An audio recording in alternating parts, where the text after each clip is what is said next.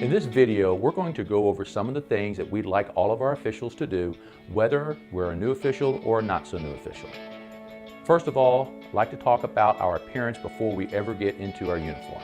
For every assignment, we want to make sure that we are dressed appropriately when we arrive at the game site. For varsity assignments, officials should be dressed in business casual attire when they arrive at the game site. You can wear a coat and tie if you like, but it's not required. We do require that you have on a collared shirt, and we'd like for it to be tucked in. The Central Virginia Football Officials Association shirt is ideal, but it's not required. Dress pants or slacks are required with the belt. You should not arrive in jeans or shorts, and you must wear dress shoes. They can be loafers, but tennis shoes and sandals are unacceptable. Grooming is a big part of our appearance. Be sure that you've shaved so you don't have any stubble. If you have a mustache, it should be neatly trimmed. The same goes for beards. They are okay, but they must be neatly trimmed.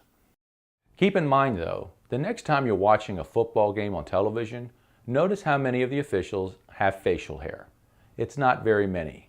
We want to be invisible out there, and if there's anything different about us, like poor grooming for example, it will stick out like a sore thumb. They say that first impressions are lasting ones, so we need to demonstrate professionalism all the time, right down to the way that we look. That way the people we are working for, the coaches in the schools, are likely to have confidence in our abilities. If we don't do this, then they may have doubts about our abilities on the field. For junior varsity assignments, they're a little different since we don't get access to locker rooms. In most cases, it's best to arrive game dressed in black shirt that you'll wear underneath your striped shirt and black pants. You can arrive in business casual attire if you like, but you'll need a place to change, like most times in your car, so be very discreet.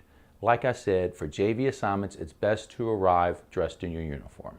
Now, even though it's a JV assignment, it's not permitted to arrive dressed in work clothes such as jeans or painter's outfits or construction clothes. Again, we need to look professional. And remember, first impressions are lasting impressions.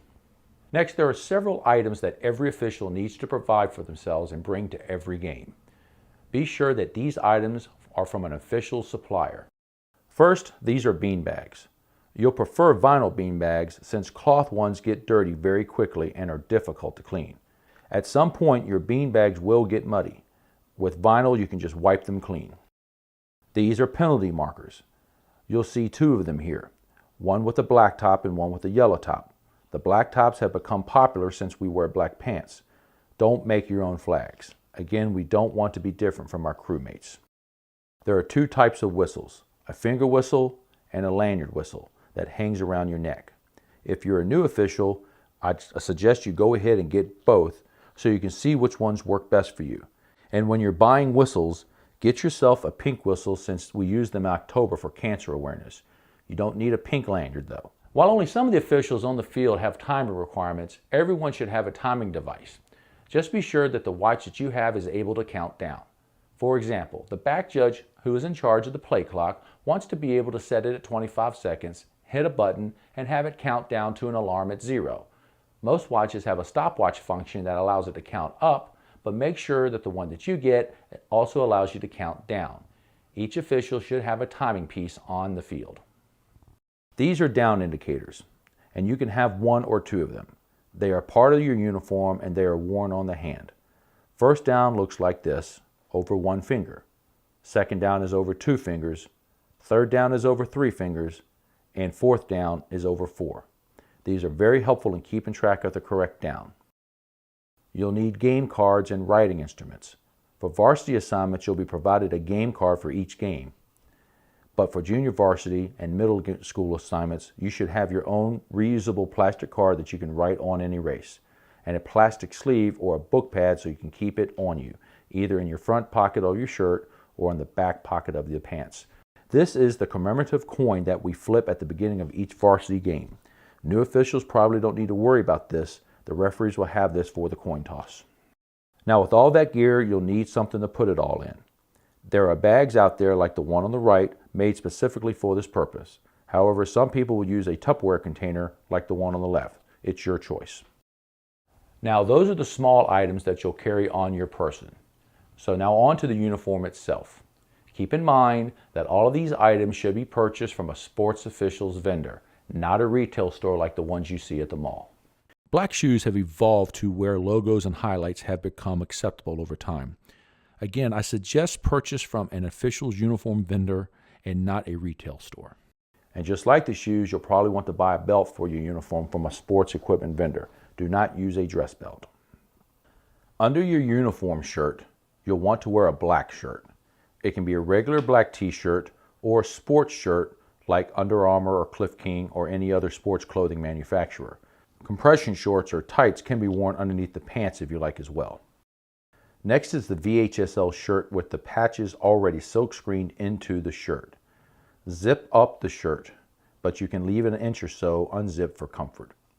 You'll need to purchase a black hat with white piping, again from an official gear supplier. Your hat needs to be fitted. Hats with plastic adjustments in the back are not permitted. Hats with elastic in the back that allow it to expand are okay, but do not wear a hat with plastic adjustments. Now your flag or penalty marker will be tucked in right here on the front of your pants as the ball sticks out from the top. If you're left-handed and you want to put it on the other side, that's fine.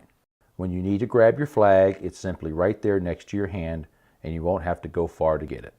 One beanbag is required for each official, but some officials, like downfield officials, do have two. You can put them both in the front under your belt, opposite your flag, or some people, when carrying two, would like to prefer to keep the second one in the back, out of the way, but they know where it is, just in case they need it. It's important to be consistent with where you keep your flags and your beanbags to help prevent mistakes. Lanyard whistles go around your neck, underneath the collar of the shirt. Then zip the lanyard up to the top so it stays put. The finger whistle simply slides on your finger.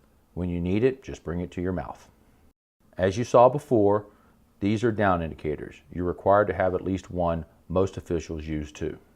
This is your game card. It should be kept in plastic since it can be ruined by a rainy night or perspiration from a hot day.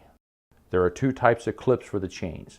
The head linesman who runs the chain crew will provide the clip to the chain crew. Either one of these is fine. As I said before, wear a watch with a countdown timer. A big part of officiating is about signals and communication. As an example, we will look at the wing officials in determining the legality of offensive formations. The wing officials are responsible for judging the legality of the offensive formation. We do this by verifying that there are no more than 4 backs in an offensive formation. In this formation here, we can see that we have this player positioned as a back, these two players positioned as backs, and then finally this player right here positioned as a back. Because this player right here is the widest player in the offensive formation, the wing officials have to rule by a signal as to his position. In this situation here, with this player being off the line of scrimmage, you'll hear that phrase, or in the backfield, or a back, all means the same thing. He indicates this by throwing his left arm into the offensive backfield, extended from his shoulder, and holds it until the snap. This indicates to his partner across the field that he is ruling him as a back. That way, the wing official across the field can help count 1, 2, 3, and 4 with the help of his signal. Contrary, this receiver right here, who is the widest player in the offensive formation, is on the line of scrimmage. He is a lineman, both meaning the same thing. There is no signal that this wing official needs to give. By giving no signal, he is indicating that he is an end. He is known as a split end because he is on the end of the line and split from the tackle.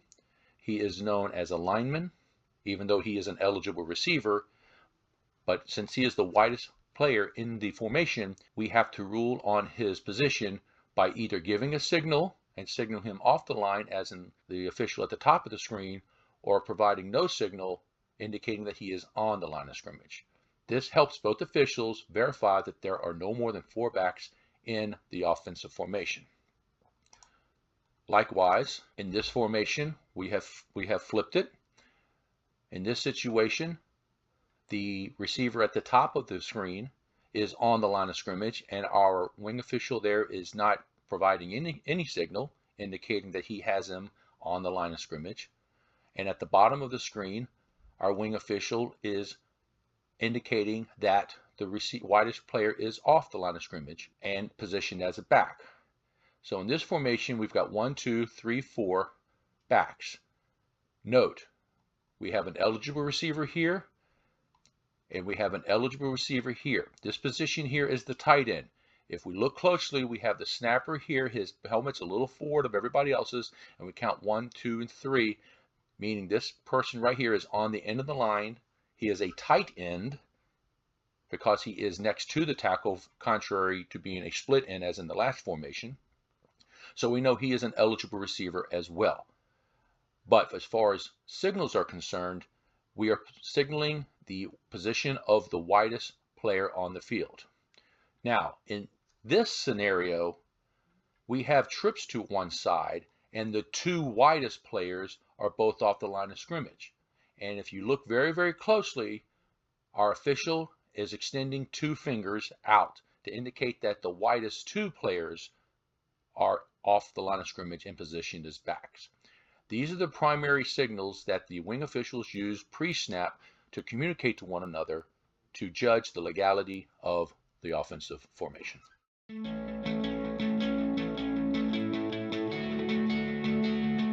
After the play is over and you're getting ready for the next down, you'll always want to signal to 2 other officials at least what the next down is.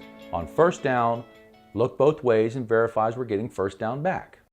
If it's second down, you can do the same with the Texas Longhorn or the peace sign. Either one is fine. For third down, 3 fingers like this or like this. Either one is good. The important thing is that you'll need to look and verify that the other officials are giving you back the same signal. If you're giving them 2, you want to make sure they're giving you 2 back. If you're giving them 3, you want to make sure they're giving you 3 back. If your signals aren't the same, you'll need to figure out who's making the mistake and communicate to get the down right. Now, each down you'll count the number of players on the field that you're responsible for. For 11 players, it's a fist extended out. For less than 11, it's an open hand extended out. And you'll know if another man runs onto the field, he'll be the 11th man, the 12th man, or the 10th man. We want to communicate the number of players on the field at all times. Closed fist is 11, open hand is less than 11. If you're downfield, make sure to extend the signal out so the other officials can see it easily. When you're on the sideline and the signal is out in front, it's easier seen. The 12 signal is very rare. Most of the time you'll have 11 or less than 11. And since it's rare that the referee and the umpire cannot see that low on each other due to all the other players in between them. The timeout signal is a very important signal. It's probably the most used signal during the course of a football game. It should be a big signal over your head. Extend your arms as straight as possible and extend your fingers. Some of the most common usage of the timeout signal follows when a runner runs out of bounds, there is a first down, a timeout is called by a team or a player, the end of the quarter happens, there's an injury, after any legal kick play, whether it be a scrimmage kick or a free kick, and after any fourth down play. Don't give a lazy timeout signal. Make it big and over your head and slow. A slow signal is a good signal. This is the touchdown signal. So if you're the covering official, when a touchdown is scored, make sure that this signal is high and big. I know this seems like fairly simple stuff, but it's very important to see what these signals need to look like before you get out on the field. You need to make sure you're giving good, strong signals. The dead ball signal is simply one hand up in the air like this. This is used when the covering official, usually one of the wing officials, indicates that the play is over by the runner being down or its forward progress has been stopped. Our next signal is the incomplete pass, or if we have a penalty that is declined. They're relatively the same signal. All signals should be at least shoulder height. Get it up high and make it big. Usually 2 swipes is enough to indicate a pass is incomplete. Don't go crazy doing it 5 or 6 swipes. With incomplete passes, if you give a good strong signal, usually people have little doubt in your judgment. Next, if there is a pass, a punt, or a scrimmage kick that is tipped, you'll need to give a good strong tip signal. It lets everyone know what set of rules are and are not in play. With a tipped pass, the circumstances dictate the rules that are in play. And with a blocked kick, the tip signal lets the officials know to be alert to see if the ball crosses the line of scrimmage. That's rule study, and we'll talk a little bit more about that later. On field goal attempts, there is a live ball signal. When a field goal attempt is blocked, it communicates that the ball remains alive and in play, so don't blow your whistle. A blocked kick on a point after a touchdown will not be a live ball, and this is the difference between field goal attempts and extra point attempts. So this is a live ball signal for field goal attempts, so nobody blows their whistle inadvertently. Next is the touchback signal. It should be high and over your head just like a dead ball signal, except side to side. This happens when the result of the play is a touchback. Again, make it big and make it large. This is a touchback signal. This, however, is not a touchback signal. This you'll see sometimes, but it is incorrect. Back judges in a 5-man crew and side judges in a 7-man crew are responsible for indicating to the referee that a charged team timeout is over. You'll do this by blowing your whistle and raising your hand to get the referee's attention. Get somewhere that gives you a line of sight to the referee. You'll need to let him know that the timeout is over and that it's time to play ball. Make sure you hold this until he sees it and continue to blow your whistle until he recognizes you. Now we're going to take a look at signals used solely by the referee in no particular order. First down, get it up high. Ideally, your hand should be a bit above the top of your hat, but make it big so everyone in the stands can see it. Try not to point, but use your entire hand. This is an untimed down signal for an extra point attempt. Extend the arm, get it up high. That's the untimed down signal. Next, wind the clock. Make sure that the press box can always see this signal. If you're facing the press box and you're right-handed, wind the clock with your right hand, facing downfield with your shoulder toward the press box.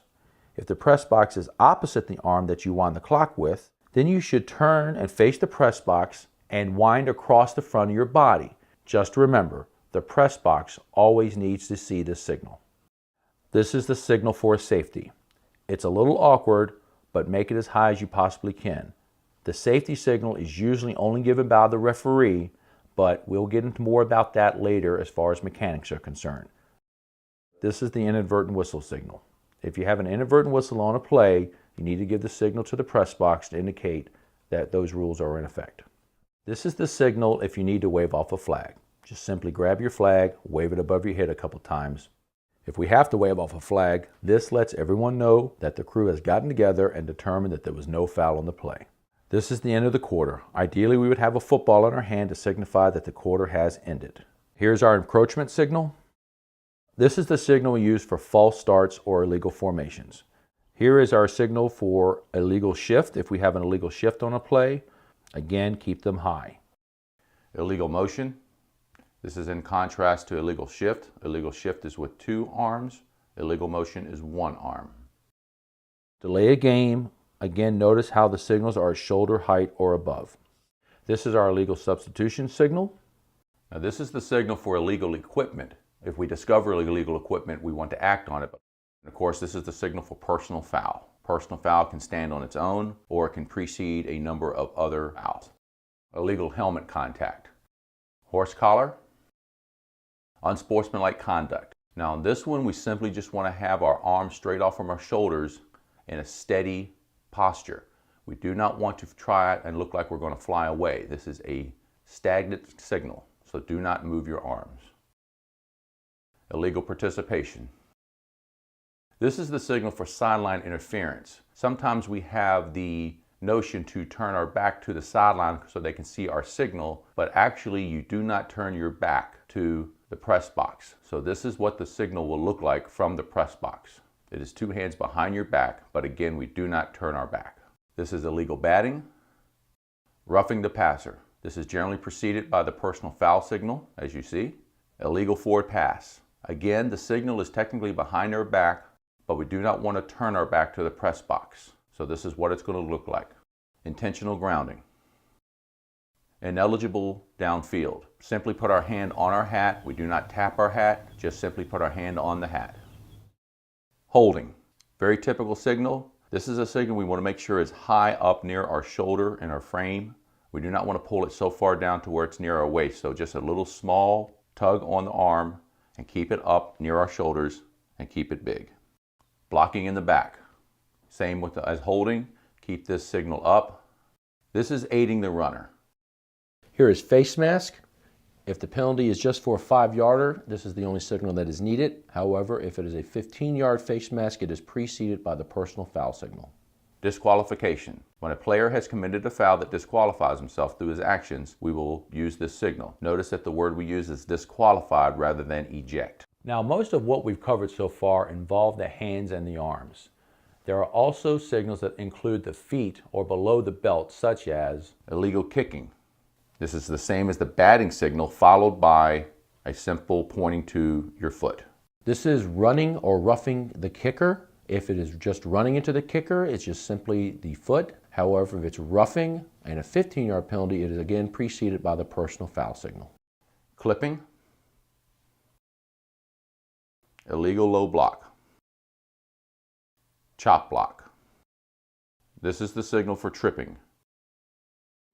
When a team calls a charge timeout, you'll need to kill the clock and point to the appropriate team, not their bench, but toward the side of the football that team is on at the time, whether they're on offense or defense. As a referee, even though the clock has already stopped, it's a good practice to kill the clock again before giving the charged team timeout signal. After a coin toss, you'll need to indicate which team will be receiving to start the game. Put yourself in alignment with that team and give the receive signal. To signal you're ready for play on the kickoff, you'll need to sound your whistle and instruct the kicker that he may kick the football. Make it a big signal so he'll know that the game is about to begin, or the kickoff may begin if it's after a score. Some people use one arm for the signal, some use two. It's your preference, but give a big whistle. The biggest whistle of the game probably needs to be on the kickoff because the kicker is usually 50 or 60 yards away from you. After each down, the referee signals to the head linesman that the next down is going to be first, second, third, what have you. The box isn't changed until the head linesman has gotten official word from the referee that the down is ready to move on, and they have verified that down. After each down, the referee will communicate with the head linesman.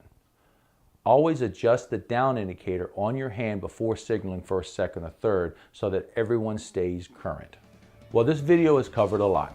If you've been an official for a while, this is probably a pretty good review for you.